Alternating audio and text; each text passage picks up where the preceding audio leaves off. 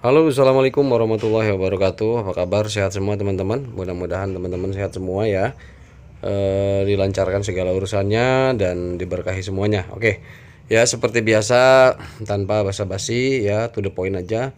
Pada kesempatan ini saya ingin menyampaikan terkait masalah KYC ya. Sebetulnya pas sampai pada kesempatan ini kita semua sedang menunggu ya teman-teman ya. Menunggu daripada KYC betul-betul fix semua dan seluruh pionir mendapatkan undangan KYC ya. Namun ya sambil menunggu itu tidak ada salahnya kita pahami sebetulnya KYC ini teknologi yang digunakan itu teknologinya apa.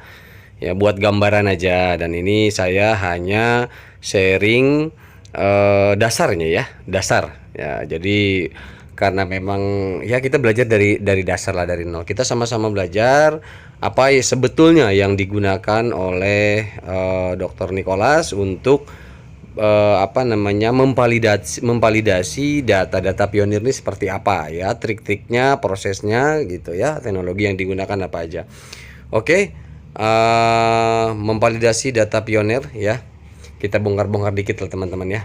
Nggak masalah, tidak terlalu mendalam. Ini hanya basic aja teman-teman ya. Oke, yang pertama ada yang namanya optical character recognition ya, atau disingkat dengan OCR ya.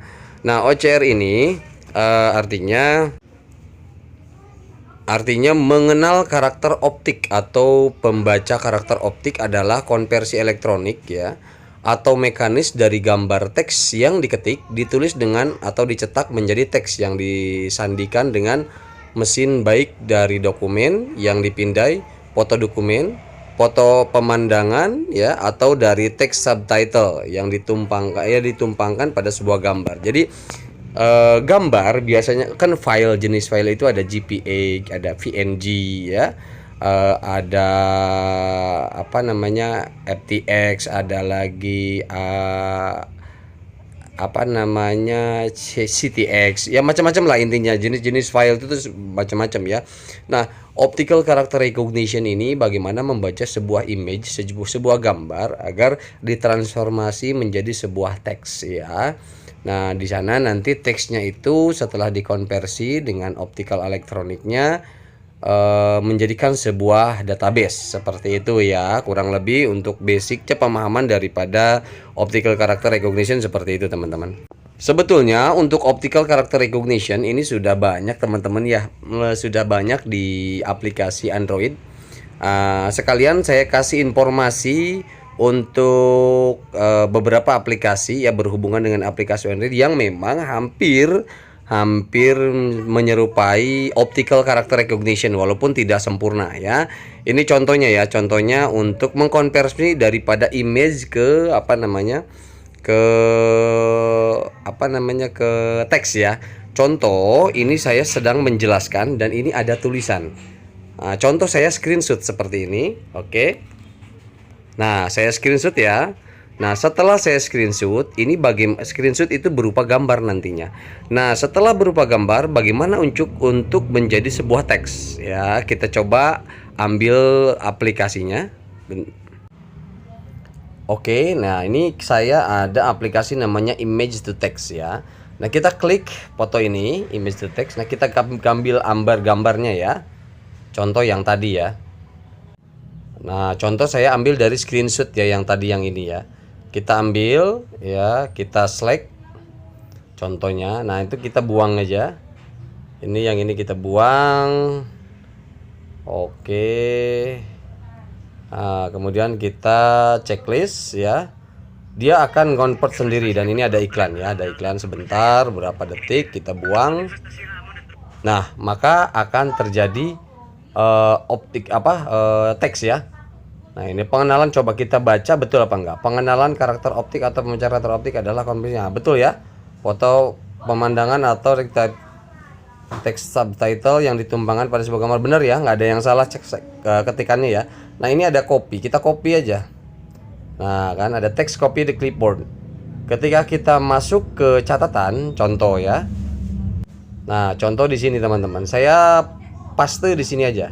Oke ya, kita paste. Nah, ini jadi di sini kita bisa edit. Misalkan ini gambar, kita coba bisa hapus. Nah, tuh kan bisa hapus ya. Nah, ini salah satu gambaran dasar. Salah satu gambaran dasar bahwa bagaimana mengkonversi daripada image ke teks. Ketika itu di image itu ada teks. Begitupun KTP atau apa segala macam itu kita bisa di crop gambarnya, kita hilangkan dulu. Nanti yang terrecord itu adalah tulisannya teman-teman. Nah, seperti ini. Jadi kita nggak perlu mengetik ulang manual, tapi kita bisa convert ya, mengkonversi sama seperti optical character recognition ya. Ini gambaran dasarnya. Oke, itu untuk gambarannya teman-teman ya. Nah, itu untuk gambarannya ya, bahwa optical character recognition salah satu fungsional seperti itu. Contohnya bahwa di sini ada password misalkan ya. Kemudian ada extra contact information ya, ada di dari gambar itu. Nah, kemudian ada convert handwriting, jadi mengkonvert tulisan tangan misalkan oleh mesin itu jadi tulisan ketikan ya. Kemudian traffic sign recognition, kemudian apa ini data entry business. Nah, akhirnya terakhir jadi dokumen ya, seperti itu teman-teman. Nah, ini model seperti ini. Jadi kalau dulu sebelum OCR ini kan ada yang namanya scanning ya, scan. Ketika kita masukin di scan, dia akan menyeken daripada hasil foto yang dari awalnya hard copy menjadi soft copy ya. Jadi dari kertas menjadi tersimpan di elektronik, seperti itu. Ada namanya scan. Nah, sekarang kesininya lebih lagi, yaitu namanya OCR, membaca teks daripada gambar tersebut dan itu bisa diedit. Jadi tanpa mengetik ulang. Seperti itu teman-teman ya. Ini untuk optical character recognition. Kemudian teknologi selanjutnya adalah artificial intelligence. Nah, ini populer juga, terkenal. Apa itu artificial intelligence? Di antaranya adalah kecerdasan buatan, simulasi proses kecerdasan manusia oleh mesin ya, terutama sistem komputer, aplikasi khusus AI termasuk sistem pakar ya, pemrosesan bahasa alami, mengenal suara, visi mesin. Jadi kelebihan fitur daripada artificial intelligence ini adalah menyuntikkan daya nalar kemampuan manusia ya, menggabungkan kelebihan atau pengetahuan manusia ke dalam mesin teman-teman. Seperti itu. Jadi mesin itu sendiri bisa membaca mana yang valid, mana yang tidak, mana yang benar, mana yang tidak, mana yang baik, mana yang tidak, dan itu banyak digunakan saat ini ya, dimanfaatkan yang lebih positif, tentunya membantu kehidupan manusia ya. Nah, contohnya bahwa seperti ini. Jadi dari pikiran manusia itu bagaimana ditransformasi ke sebuah mesin agar si mesin itu seolah-olah seperti pikiran manusia, membaca, memprediksi, menganalisa ya. Nah, mesin itu kemudian mentranslate juga, menerjemahkan, mengekstrak data ya. Kemudian bagaimana dia bisa berbicara robotnya kalau misalkan dia ditempelkan ke robotik ya. Karena di sini kan ada robotik. Nah, ini. Kemudian ada planning and optimization ya. Kemudian ada image recognition yang tadi OCR tadi ada juga di sini ya.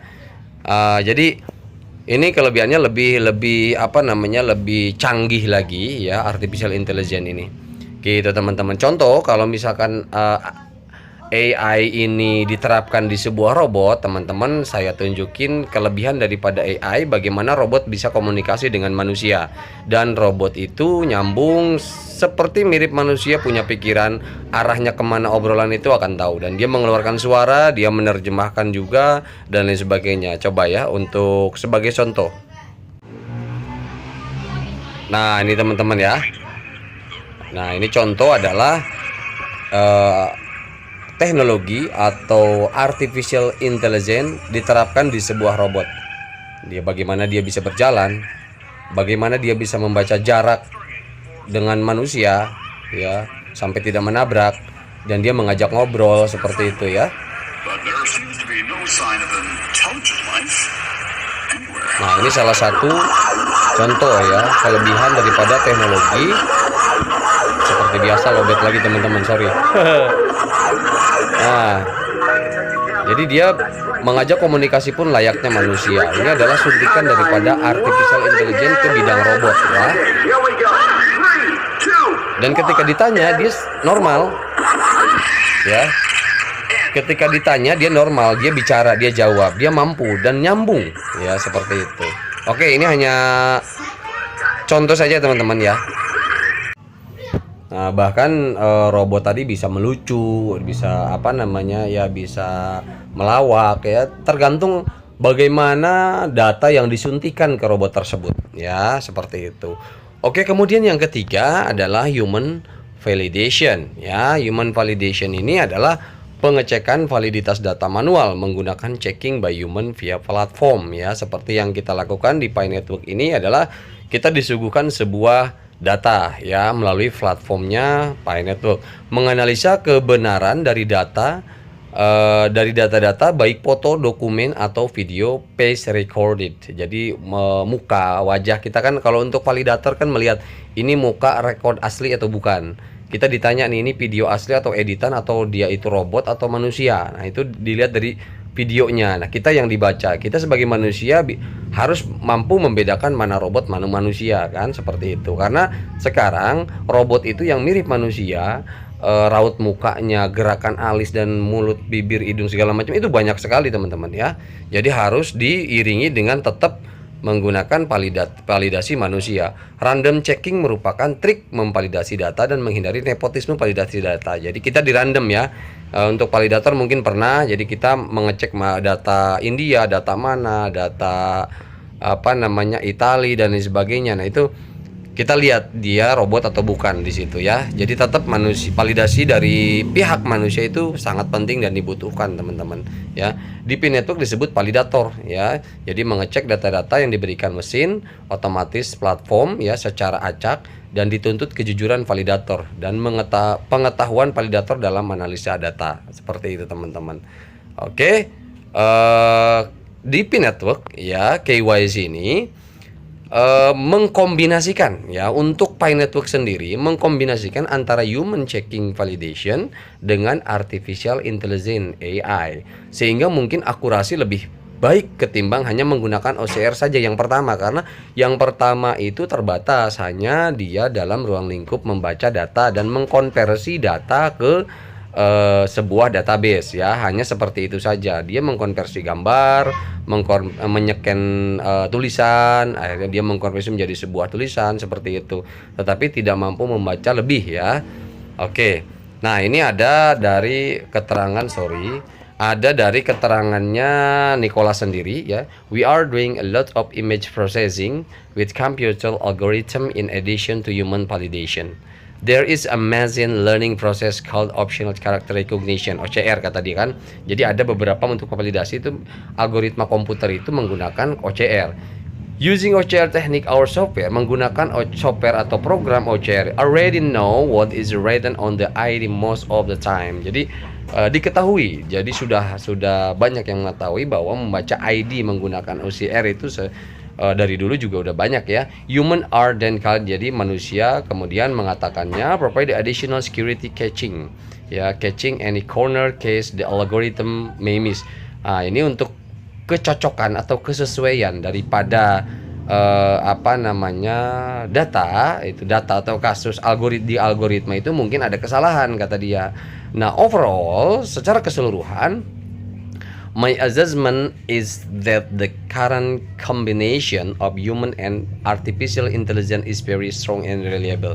Jadi secara keseluruhan dia tetap lebih memegang atau mempercayai kombinasi antara manusia dan artificial intelligence. Jadi makanya selain daripada validator, nah ini juga menggunakan artificial intelligence, bagaimana cara membaca betul-betul validitas datanya.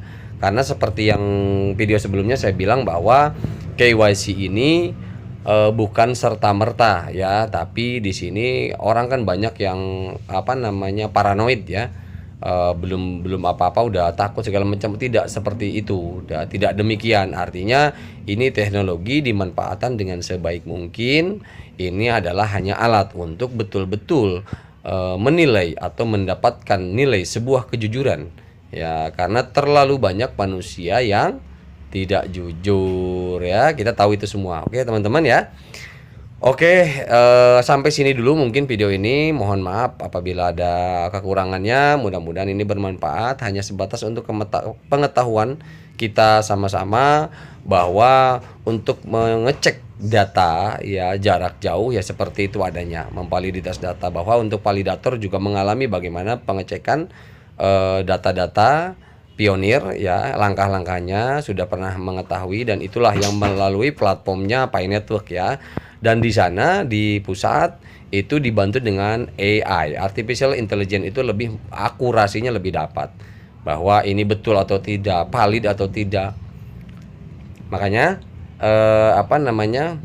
kita tunggu saja bagaimana perkembangan selanjutnya, bahwa saya pun sedang menunggu ya, tapi saya pribadi alhamdulillah sudah selesai, KYC sudah lolos dan sudah migrasi, tetapi teman-teman, saudara, keluarga saya juga sama, ada yang beberapa belum. Tapi mudah-mudahan karena percepatan sebuah mesin ya yang menggunakan data server besar ya, menyimpan database banyak dan besar, itu tidak semudah yang kita bayangkan, karena pihak core team itu butuh tempat yang besar. Ibarat kata beberapa buku tidak cukup dalam satu ruangan, tetapi harus gudang yang begitu besar. Nah, itu kan harus modal, berarti harus sewa gudang atau mungkin beli gudang ya kan, baru data bisa masuk. Seperti itulah contoh konkretnya. Oke teman-teman, itu aja. Mohon maaf bila ada salah-salah kata. Mudah-mudahan ini jadi bermanfaat. Terima kasih. Salam sehat selalu. Wabillahi taufiq wal hidayah. Assalamualaikum warahmatullahi wabarakatuh.